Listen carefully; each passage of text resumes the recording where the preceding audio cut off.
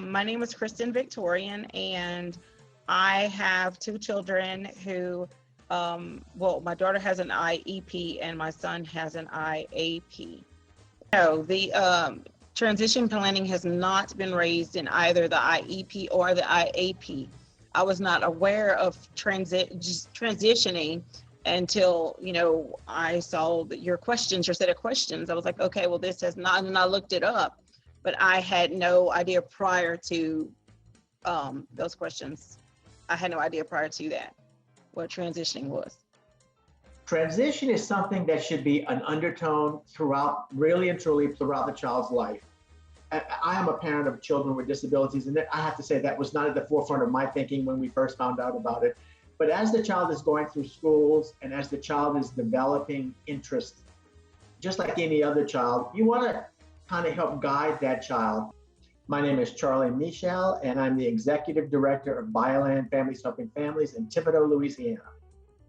Families Helping Families is an organization that is designed to assist families of individuals with disabilities and individuals with disabilities in our region so that they can be, so that they are better able to access resources and services that they need.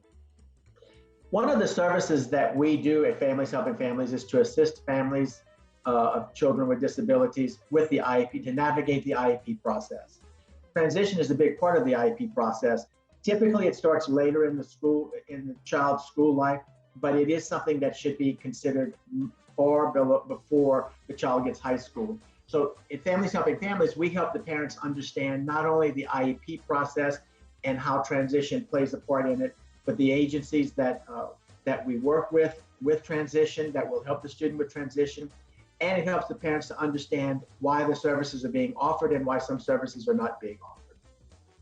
My son's name is Noah Duplashan. He is currently attending the UL Life program. Noah had an IEP very early on. If my memory serves me correctly, his first IEP was done in kindergarten. During high school, I tried to provide Noah with his options to get as far as he could and as independent as he could. And college was one of the options, but Noah actually chose that option. My name's Noah Shin. I'm 20. I go to school at UL, Lafayette, Louisiana, and I'm in the Life program. And my dream to go to UL is whenever I decide to get a college degree in high school, when I first got accepted in UL Life program. My favorite part to attend UL Lafayette was whenever I get to meet new people. I get to see tour campus, the culture, obviously, and that was it. For the transition programs in Louisiana and the IEP process, the hoops have really been minimized to the extent that the parents want them to be, because we have many agencies that do work with students in transition. Some of those would be the local governing authority of the Office with Citizens of Developmental Disabilities. In Region 3, where I am, that's South Central Louisiana Human Services Authority. Louisiana Vocational Rehabilitative Services works through the IEP process with students who are transitioning. And then, of course, the education system.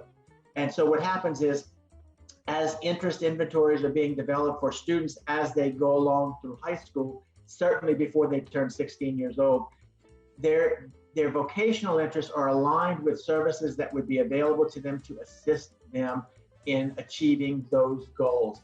So that's going to include post-secondary education, whether it be colleges, universities, career and technical centers, junior colleges, whatever those things are that will help that child move where they want to go, then that's who's going to be present at those transition meetings, especially by the time that they're a senior.